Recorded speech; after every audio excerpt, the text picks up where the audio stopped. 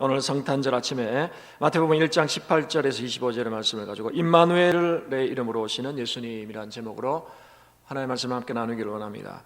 인생을 살아가다 보면 참 우리가 전혀 예상하지 못했던 일들이 우리 주변에서 일어나기도 합니다.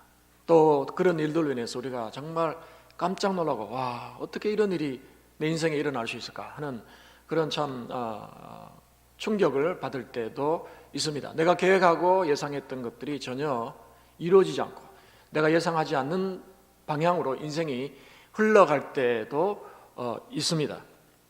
우리 인생이 완전히 혼란스럽고 완전히 뒤집히는 것 같은 그런 때를 우리가 종종 경험합니다. 바로 올해 우리는 코로나 바이러스로 인해서 우리 개인뿐 아니라 우리나라를 비롯해서 전 세계가 지금 이런 어려움 속에 살아가고 있습니다. 일상이 송두리째 빼앗겨버리고 지금도 회복이 되지 않는 가운데 백신이 개발됐다 하지만 언제까지 이 불편함을 우리가 안고 살아야 될지 아무도 예측하지 못하는 이런 때를 우리가 살아가고 있습니다. 전 세계적으로 코로나 바이러스라는 단어 다음으로 많이 사용된 단어가 있습니다. 그것은 뭐냐니까 바로 폐쇄 조치라는 단어입니다. 영어로 하면 락다운이라 락다운. 걸어 잠근다는 거예요. 걸어 잠근다는 거죠. 우리나라는 이런 폐쇄 조치란 말보다는 사회적 거리두기 이런 용어를 사용해서 1단계, 2단계, 3단계, 4단계 이렇게 지금 용어를 사용하고 있는데 여러분 사회적 거리두기 이거는 현대인들에게 익숙하지 않는 단어예요. 현대인들은 아주 친밀하고 글로벌 시대에 살아가고 있는데 거리두는 시대 참 불편한 현실을 우리가 살아가고 있다고 할 수 있습니다.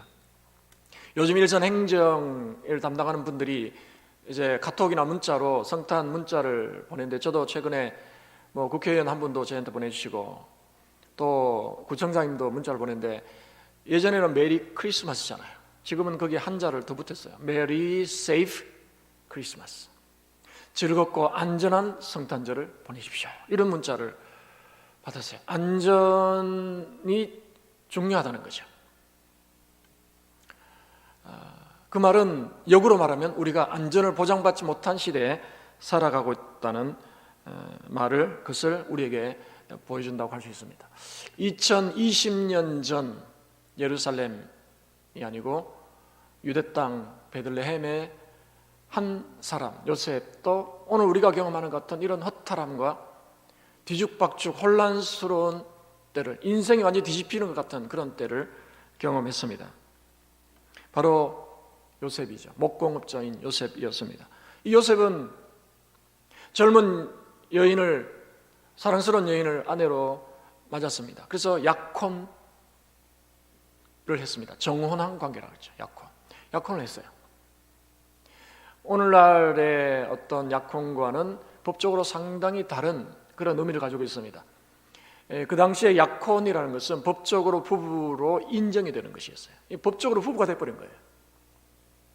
다만 약혼하고 나서 한 1년 정도를 따로 떨어져서 합니다. 그리고 1년 정도 지나면 이제 결혼식을 하고 이제 같이 살아가는 것이 유대의 어떻게 보면 전통이었습니다. 이 요셉도 마리아라는 젊은 여인과 약혼을 했어요.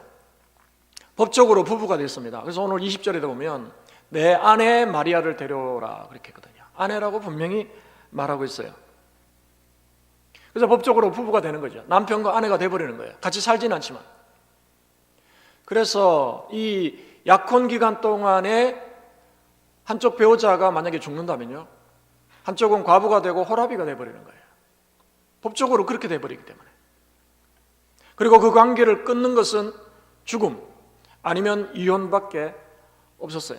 요셉은 단꿈을 꿨어요. 야, 이제 부부가 됐구나. 이제 같이 살 날만 기다리는 거죠. 이제 가정을 이루고 자식을 낳고 또 멋진 집을 지어서 행복하게 살면 좋겠다라고 그렇게 생각을 했습니다. 물론 아직까지 1년 정도의 기간이 남아 있었죠. 만약에 이 1년 기간 동안에 한쪽이 부정한 일을 행하든지 그렇게 성적으로 문제가 생기면요, 이것은 심각한 문제가 되는 거예요. 간음죄에 해당하기 때문에 구약으로 말하면 간음에 해당하면요 돌로 치게 돼 있어요. 그런 일을 경험한다는 것은 끔찍한 일일 수밖에 없습니다. 그런데 어느 날 요셉에게 천천병력 같은 그런 소식이 들려졌어요. 자신과 이제 부부가 된 마리아가 아기를 가졌다는 거죠. 이것은 있을 수도 없는 일이고 있어서도 안 되는 일이 벌어진 거죠. 왜냐하면 법적으로 부부는 됐지만 아직까지 한 집에서 살지 않는, 부부관계를 하지 않는 그런 상태에 있었기 때문에 이것은 너무나 충격적인 사건이고 사실이었습니다. 만약 그것이 사실이라면 마리아는 이 부부가 서약을 할 때에 그 약속을 어긴 거죠. 신뢰를 깨뜨려 버린 것이 되는 거죠. 요셉은 너무나 기가 막히고 너무나 큰 충격에 빠져버렸습니다. 법적으로 이제는 이 문제를 해결해야 되는 거예요. 법적으로 해결하는 것은 구약적으로 말하면 간음죄에 해당이기 때문에 동네 사람들에게 이것을 알리고 여인을 돌로 치는 수밖에 없어요. 그것이 너무 과하다면 이혼의 절차를 밟아서 이혼을 하는 것인데, 당시에는 그냥 이혼으로 끝나는 것이 아니었어요. 그 범죄한 여인에게 모욕을 주고 수치감을 주기 위해서 동네방네 알리는, 그래서 자신의 잘못이 아니라 상대방이 잘못이라는 것을 드러내는 그러한 일을 할 수밖에 없었어요. 요셉은 참 고민에 빠졌어요. 어떻게 될 것인가. 근데 오늘 본문에 보니까 19절에 보니까 그의 남편 요셉은 의로운 사람이라 그를 드러내지 아니하고 가만히 끊고 자요. 이게 의롭다는 것은 율법을 잘 지킨다는 그런 의미도 있지만, 오늘 본문에서 이 의롭다는 의미는 자비와 긍휼이 많다는 그런 뜻이에요. 법대로 처리하지 않는다는 그런 의미에서 의롭다는 그런 의미를 내포하고 있어요. 요셉도 법적으로는 이혼을 해야 되겠죠. 당연히 그것은 해야 되니까. 그렇지만 이 마리아를 사람들에게 알려서 모욕감을 주고 싶은 마음은 없었던 거예요. 여전히 이것을 아름답게 끝내고 싶은 거죠. 그래서 두 사람의 증인을 세워놓고 그냥 이 파혼의 어떤 그런 과정을 거쳐서 조용하게 이 문제를 마무리하려고 했던 것 같습니다. 조용히 그녀와 파문하기를 원했던 거죠.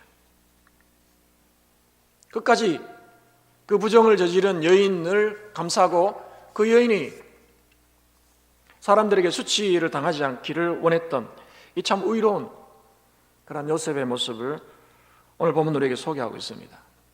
요셉은 참 얼마나 그 순간에 얼마나 힘들었겠어요. 많은 생각을 하지 않았겠습니까? 여러분 같으면 어떻겠어요? 야, 이걸 어떻게 처리해야 될 것인가? 또 처리하고 나서 내가 이제 인생을 어떻게 살아갈 것인가? 많은 혼란과 고민과 힘든 시간을 보냈을 것으로 생각이 됩니다. 그런데 우리는 여기서 한 가지 생각해 보아야 될 것이 있어요. 그것은 뭐냐면 요셉이 왜 이런 어려움을 당해야 하느냐 하는 거죠. 왜 이런 혼란스러운, 인생이 완전히 뒤집히는 것 같은 때를 경험할 수밖에 없었냐는 거죠. 누구의 잘못이에요? 그것은 당연히 요셉의 잘못이 아니라 마리아의 전적인 잘못이라고 할 수 있습니다. 그것이 사실이라면. 그런데 오늘 본문은 그것이 마리아의 잘못이 아니라 하나님의 잘못이라고 그렇게 말씀하고 있습니다. 하나님 때문이라는 거죠. 하나님 때문에. 성경은 그렇게 말씀하고 있어요. 그래서 어느 날 밤에 요셉이 잠을 자고 있는데 꿈을 꿨습니다. 주의 사자가 나타나서 지금까지 이 혼란스러운 이 요셉의 그 상황을 설명을 해 주었어요. 어떻게 설명해 주었습니까? 오늘 본문에 나온 대로예요. 20절에 보니까 주의 사자가 현몽하여 이르되 꿈에 나타나 이르기를 다윗의 자손 요셉아 내 아내 마리아 데려오기를 무서워하지 말라. 그에게 잉태된 자는 성령으로 되었다. 성령으로 되었다는 거죠. 남편과 아내가 부부관계를 통해서 아이를 가진 것이 아니라 성령으로 마리아가 잉태되었다는 거죠. 이 말은 누구와 이 일을 주도하고 시작하셨다는 거예요? 하나님이 하셨다는 거예요. 하나님이. 그것으로 인해서 요셉이 이렇게 혼란스럽고 인생이 뒤집히는 것 같은 어려움을 겪게 됐다는 거죠. 하나님이 하셨다는 거예요. 하나님 때문이라는 거죠. 요셉은 잘못한 게 아무것도 없어요. 근데 갑자기 이 일을 당한 거예요. 물론 알고 봤더니 마리아도 잘못한 것이 아니죠. 근데 어쨌든 마리아도 그렇고 요셉도 그렇고 피해자일 수밖에 없는 이런 상황이 벌어진 거죠. 마리아가 잉태한, 그런데 놀라운 것은 마리아가 잉태한 그 아이는 성령으로 잉태했는데 오늘 본문에 보니까 21절에 보니까 아들을 낳으리니 이름을 예수라 하라. 이름까지 알려줬어요. 그리고 말씀하시는 게 뭡니까? 이는 그가 자기 백성을 그들의 죄에서 구원할 자이심이라. 구원자가 태어난다는 거죠. 놀라운 일이잖아요. 하나님께서 요셉의 삶을 방해하신 것이 분명합니다. 그런 계획이 있었어요. 결혼의 단꿈을 꿨습니다. 그런데 한순간에 그 모든 꿈이 사라질 것 같은 위기를 경험했어요. 알고 봤더니 하나님이 그렇게 어떻게 보면 방해 공작을 하시고 하나님이 그의 인생을 뒤죽박죽으로 만드셨다는 것을 그는 알았습니다. 그런데 오늘 주의 선사가 뭐라고 합니까? 네가 아내 데려오기를 무서워하지 말라라고 했어요. 아내를 데려오라고 그렇게 말했어요. 데려온다는 게 뭡니까? 지금 당장 데려온다는 게 아니라 파혼하지 말라는 거죠. 이혼 절차를 밟지 말고 이것은 성령으로 잉태된 일이고 구원자가 마리아를 통해서 나기 때문에 내 명령에 순종해서 그 여인과 파혼하지 말고 결혼관계를 유지하라고 그렇게 말을 했습니다. 참 쉽지 않은 이야기잖아요. 요셉이 꿈에서 깨었어요. 정말 꿈이었다면 그냥 아이고 꿈이었겠지 하고 지나갈 수 있는데 이것은 꿈이 아니라 요셉이 느낄 때는 하나님께서 꿈을 통해서 나에게 이렇게 말씀하셨구나 하는 것을 그가 깨달은 거죠. 그래서 오늘 본문에 보니까 요셉은 그 주의 사자의 말씀에 명령에 순종했습니다. 그래서 마리아를 나중에 데려오고 결혼식을 올리고 또 아이를 낳기까지 어떻게 했어요? 이 부부관계를 하지 않았다고 성경이 분명히 기록하고 있습니다. 그러면 여기서 우리가 또 한번 생각할 것이 있습니다. 그러면 요셉은 어떻게 이렇게 순종할 수 있었느냐 하는 거죠. 어떻게 순종할 수 있었을까요? 그것은 마리아가 잉태한 아이가 하나님께서 보내신 구원자라는 사실을 그가 믿었기 때문에 그런 거죠. 여러분, 이스라엘 백성들은 오랫동안 메시아를 기다렸어요.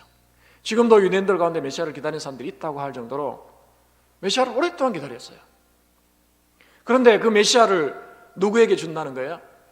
자신의 가정에 주신다는 거죠. 놀라운 말씀 아닙니까? 더군다나 구약의 이사야가 예언했던 700년 전에 예언했던 그 메시아를 준다고 오늘 주의 사자가 그렇게 말씀했어요. 그래서 그는 순종한 거죠. 그래서 24절 25절에 보니까 요셉이 잠에서 깨어 일어나 주의 사자의 분부대로 행하여 그의 아내를 데려왔으나 아들을 낳기까지 동침하지 아니하더니 나음의 이름을 예수라 하니라. 순종의 결과로 어떻게 됐어요? 아들을 얻었어요. 그다음 놀라운 건 뭐예요? 오늘 여기 본문을 보니까 뭐라고 했어요? 25절에 보니까 아들을 낳기까지 그랬어요. 예수라고 이름을 분명히 지었어요. 그런데 예수를 낳기까지 이렇게 하지 않고 아들을 낳기까지 그랬어요. 그러면 이 아들이 누구의 아들이라는 거예요? 요셉의 아들이라는 거죠. 그가 순종함으로 아들을 얻은 거예요. 요셉의 아들로 하나님께서 주신 거예요. 순종의 결과라고 할 수 있습니다.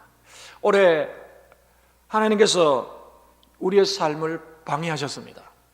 혼란스럽게 만드셨어요. 완전히 인생이 뒤집히는 같은 때를 우리가 경험하게 되었습니다. 연초에 계획한 대로 일이 되지 않고 완전히 다른 방향으로 흘러가 버렸습니다.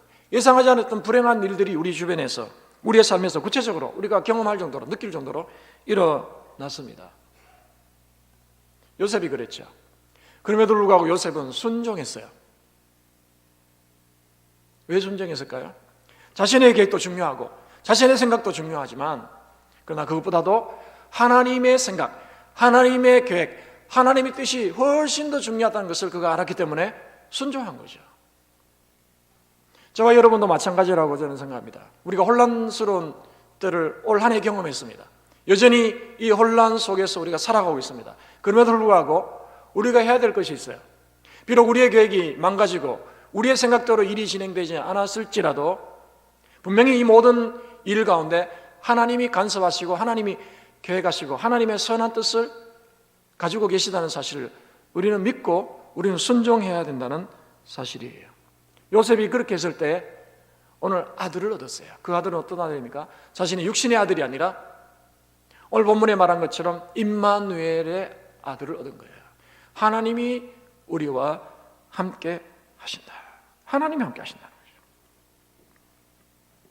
요셉은 순종함으로 700년 전에 예언하고 700년 전에 준비됐던 임마누엘의 하나님을 그 아들로 얻은 거예요. 놀라운 축복을 받았죠. 오늘날도 마찬가지라고 생각합니다. 이 혼란스러운 때를 우리가 경험하고 있지만 그러나 우리가 믿음으로 그것을 받아들일 때 우리는 하나님이 우리에게 주시는 선물인, 진짜 선물인 임마누엘의 하나님을 우리가 선물로 받게 됩니다. 그 하나님은 어떤 하나님입니까? 영원토록 우리와 함께 하시는 하나님, 우리의 구원자가 될 뿐 아니라 우리와 함께 하시는 하나님을 우리가 선물로 받게 되는 거죠. 여러분, 지금도 예루살렘에 가면 야드바셈이라는 이 기념관이 있어요. 야드바셈이라는 것은 기억의 집이란 그런 히브리 말인데요, 여기는 2차 세계대전 당시 600만의 유대인들이 학살을 당했는데 학살당한 유대인들을 기념하기 위한 그런 학살 기념관이라고 할 수 있어요. 그런데 그 기념관 한쪽에 가면 아이들도 많이 학살을 당했거든요. 아이들을 기념하는 그런 어떻게 보면 부조가 또 있는데 거기 보면 어떤 한 성인이 한 10여 명의 어린아이들을 안고 있는 그런 상이 있어요. 거기에 주인공이 누구냐면 당시에 폴란드의 소아과 의사이면서 아이들을 너무 사랑했던 야누스 코르작이라는 사람이 거기에 주인공이에요.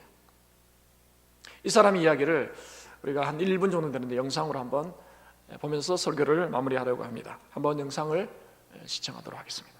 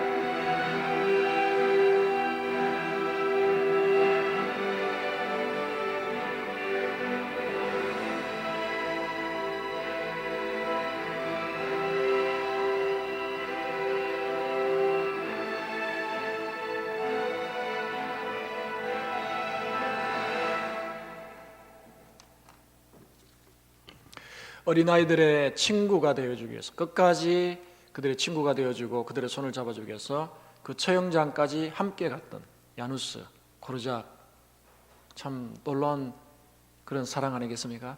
근데 예수님께서는 우리 인류의 죄를 담당하시고 또 우리에게 긍휼과 자비를 베푸셔서 우리를 살리시기 위해서 우리의 손을 잡고 십자가에 달리셔서 우리를 위해서 죽으신 그런 분이세요. 그런 분으로 오늘 성탄절에 이 땅에 오셨습니다. 영원히 죽을 수밖에 없는 우리를 살리기 위해서 이 땅에 인간의 몸으로 오신 예수님을 이 성탄절을 우리가 다시 맞이합니다. 올해 2020년은 그 은혜보다도 힘든 한 해였습니다. 코로나로 인해서 인생이 완전히 뒤집히는 것 같은 정상적인 일상이 파괴되고 우리가 예상하지 못했던 일들이 우리 주변에 일어나는 믿기 힘든 이런 현실 가운데서도 우리는 믿음으로